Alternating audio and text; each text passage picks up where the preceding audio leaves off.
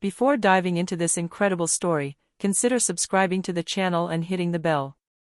Every story here has something to say, and you won't want to miss a single one. They robbed her, without knowing she was a black belt karateka. The rain fell gently on the quiet streets of Phoenix, Arizona, tracing silvery rivers on the deserted sidewalks. The air had that particular smell of wet asphalt and crushed leaves. It was 21:46, a Thursday evening like any other, and the city seemed asleep under a veiled sky, punctuated by orange glows from the streetlights. Jasmine Carter, 33, walked at a leisurely pace, wrapped in a light black sports jacket. Her braided hair, still slightly damp with sweat, was pulled back in a strict bun. She had just finished one last class at the dojo, Inner Flame, a place she had opened 7 years earlier in a neighborhood that was said to be difficult. There, every week, she patiently taught the values of karateka about 30 children: discipline, respect, balance, courage. Many of them came from troubled families. For them, Jasmine wasn't just a teacher, she was a role model, a second chance. Fourth Dan black belt, a former state champion on the American circuit, Jasmine had hung up competition after a serious motorcycle accident at the age of 26. Rather than collapse, she had rebuilt herself. Her body, her mind, her faith in human resilience. Since then, she had led a deliberately simple and centered life. She now divided her time between teaching, a few self-defense courses, and writing a book entitled The Quiet Fire, Martial Art and Inner Mastery, a work she hoped to publish the following year. That evening, she hadn't taken her car. The light rain and the still-present heat made her want to walk. She felt good. Her gym bag slapped against her hip with every step. Her headphones played Zen music with Japanese sounds. A slight smile touched her lips. She savored this moment of solitude after a busy and satisfying day. But in the darkness, at the crossroads of 10th Street et Roosevelt Avenue, a figure moved in the shadows of an abandoned porch. Then 2 more emerged from the opposite side of the street. 3 young men, their faces partially obscured by hoods, had been following Jasmine for several minutes. They hadn't chosen their target at random, or at least they thought so. From a distance, they saw a woman alone, focused on her music, hands in her pockets, seemingly uninterested. To them, it was an easy opportunity, a quickie. A purse snatched, a little money, maybe a phone to sell. But what they didn't know was that this calm-looking woman had spent more than 20 years perfecting every move, every breath, every strike. She knew human anatomy like a doctor. She mastered distance, timing, and center of gravity. She knew how to breathe in fear, how to act in chaos. And most importantly, she wasn't afraid. They were about to do the stupidest mistake of their life. The alley was narrow, lined with overturned trash cans and walls covered in faded graffiti. A faulty lamp flickered above a rusty service door, casting nervous shadows on the damp bricks. Suddenly, a man's voice burst into the air, hoarse and tense. "Hey you! Give me your bag. And don't make a fuss." Jasmine stopped dead in her tracks. The breath of the rain seemed to hang around her. She slowly removed her earphones and put them in her pocket. The tone, the posture, the distance, she had felt this presence even before the words were spoken. Her posture straightened naturally, her breathing regulated, as if before a fight. She turned her head. 3 figures had emerged from the shadows. Rick, the leader, walked forward with heavy, confident steps. He held a studded baseball bat, evidently stolen from a garage. To his right, Marcus, the strongest, held a worn knife, his knuckles white from gripping the handle. He was already sweating, his gaze oscillating between threat and nervousness. The third, Daryl, a teenager with his face half hidden by a scarf, seemed less sure of himself. He hung back, glancing around, as if still hoping someone would interrupt them. Jasmine watched them without flinching. Her gaze was calm, almost gentle. "I'm telling you once, you don't want to do this." His voice was calm, deep, too quiet for the situation. A quiet that, paradoxically, froze Marcus for a moment. But Rick sneered, believing it was a provocation. "Don't you understand? he growled as he moved forward. "Give me your bag or we'll cut you in half." Jasmine didn't step back. She took a breath. Slowly, she bent down and placed her gym bag on the ground, careful to keep one foot planted. Then she squared her shoulders, planting her heels firmly on the asphalt. Her breathing slowed further. She stepped into Themation, the empty state of mind. No stress. No fear. Just precision. Last warning. Rick let out a guttural cry and lunged at her, bat raised high, ready to strike like a lumberjack. But Jasmine moved. Before that he lowers his arms. She pivoted on her back foot, raised her knee, and triggered Amawashi Jerry, a perfectly controlled roundhouse kick, that struck Rick square in the jaw. A sharp, sharp crack echoed through the alley. His body flew sideways, the bat slipping from his hands and rolling into a pool of dirty water. He crashed into a metal dumpster, unconscious. Marcus screamed and lunged at her from behind. He tried to grab her waist, but Jasmine felt the shift in air. She took a sideways step, spun around in one fluid motion, grabbed his wrist, and used her own strength against him. She executed a projection sui nage modified, her shoulder under his arm. She tipped him over her back. His nearly 100-kilo body hit the ground with a dull thud. He tried to get up, groaned, but Jasmine followed up with Itsuki, right punch, precise to the solar plexus.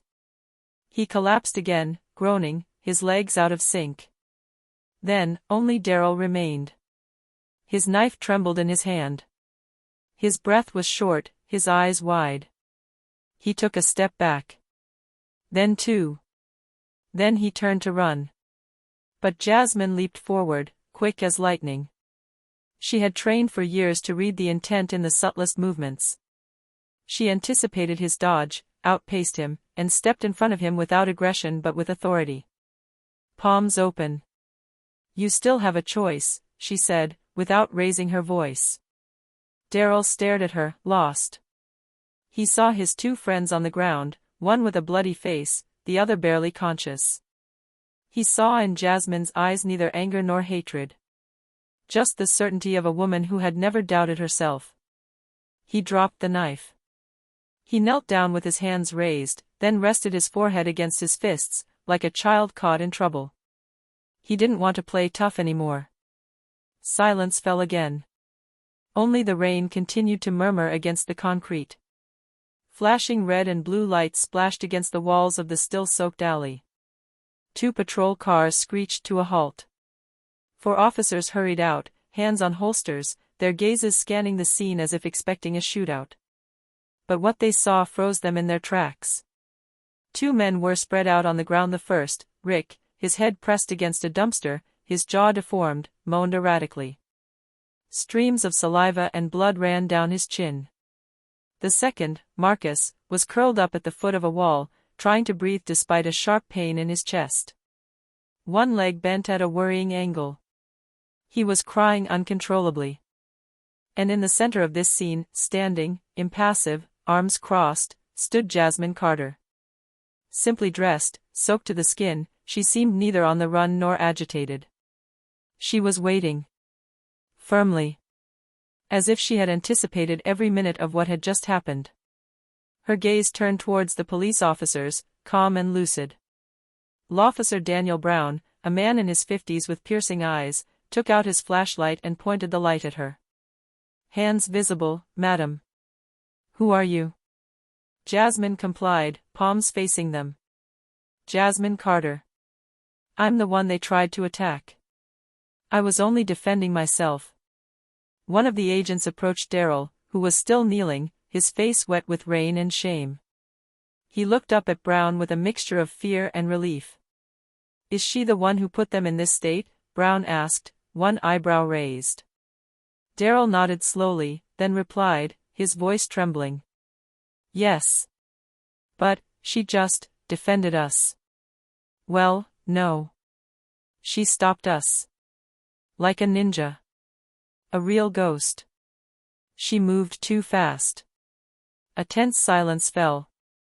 Then Brown approached Jasmine. "You say they tried to assault you?" She calmly pointed to the studded bat, the knife, and the men's soaked clothes. They surrounded me. I assessed. I responded. Brown observed her calm, her straight gaze. He understood. There was something in her posture shape, of discipline. No rage. Just absolute mastery.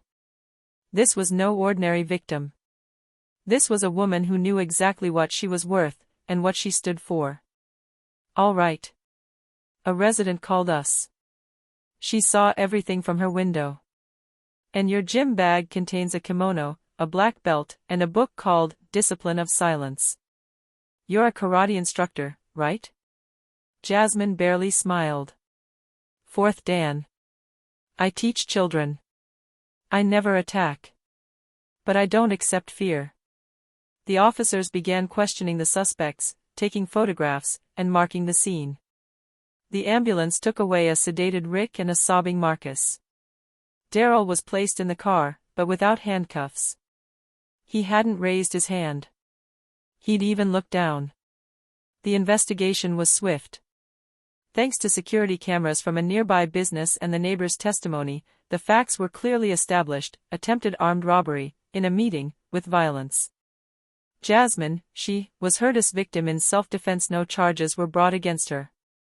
But the story did not remain secret in the police files.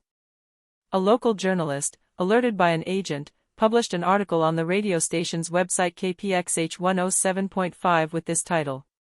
They robbed her, without knowing she was a black belt karateka. The article was shared more than 800,000 times within 48 hours. Images of Jasmine standing in the rain with her arms crossed in front of her attackers circulated on social media with captions like, "Quiet strength. The elegance of control. Respect. Point." Hundreds of messages flooded into the dojo's page. Inner flame parents, single women, alumni. Everyone wanted to learn what Jasmine embodied: silent power. The following Monday, a group of students waited for him at the entrance to the dojo, lined up in the rain, silent. They all wore signs around their necks. Written in black letters was a single word: Sensei. A few weeks later, after the affair, the name of Jasmine Carter was everywhere. From morning shows to evening debates, everyone wanted to invite her. They wanted her to tell the story, to reenact the scene, to explain how she had taken down 3 armed men. Some programs wanted to make her a viral sensation. Others, a feminist or martial icon. They offered her advertising contracts, pre-written books with anonymous co-authors. One production company even proposed a miniseries. But Jasmine refused all of this. She declined interviews, ignored offers.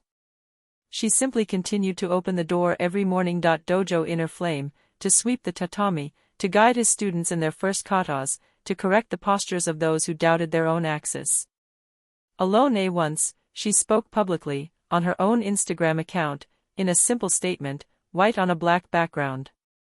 It wasn't my physical strength that saved me. It's my self-control. Violence is never a solution.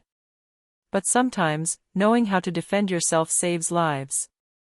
The message was shared millions of times. Michelle Yeoh, a former action actress turned cultural ambassador to the UN, shared it with the caption, "A true warrior. A true woman." But Jasmine wasn't looking to be admired. She was looking to awaken. Since that night, the dojo Inner Flame was no longer empty. It was no longer a simple place of martial learning, it had become a refugee sanctuary. Mothers brought their daughters there, young boys came alone after school. Women who had experienced assault. Men broken by anger or fear. Elders, too, in search of balance. The dojo now welcomed people from all walks of life: employees, teachers, nurses, former military personnel, autistic teenagers, battered women, retirees, and the homeless. Jasmine refused no one. She said to everyone, "Here, we don't learn to hit. We learn to stop running away." Each class began with a moment of silence. Breaths would synchronize. Then, gently, she would guide the bodies through precise, conscious movements: basics. Form. assembly, not as a performance, but as a path to oneself. Journalists who came to film discreetly from the street often described the same scene. Jasmine, in the center of the tatami, motionless like a mountain. And around her, children, adults, different faces, united by the same quest, find their inner axis. One day, a man in a suit, an imposing figure, waited in front of the dojo door, hesitating. It was Daryl. He had left his group shortly after the attack. He had agreed to a restorative justice program instead of a prison sentence, on the condition that he undergo training, and, to apologize. Jasmine had let him come. When he entered, he bowed deeply. "I'm sorry, sensei. You humiliated me, without violence. That's what affected me the most." Jasmine didn't answer. She handed him a white kimono. "You don't have to prove anything to me. But you can learn to respect yourself." He never missed a class again. Months later, a plaque was hung at the entrance to the dojo. "It is not fear that prevents us from acting. It is the forgetting of our own value." J. Carter. Even today, every person who pushes the door of inner flame feels something indescribable. This is not a place of combat. It is a place of resilience. A place where silence is louder than screams. A place where a woman stood up and proved to the world that true power never makes noise.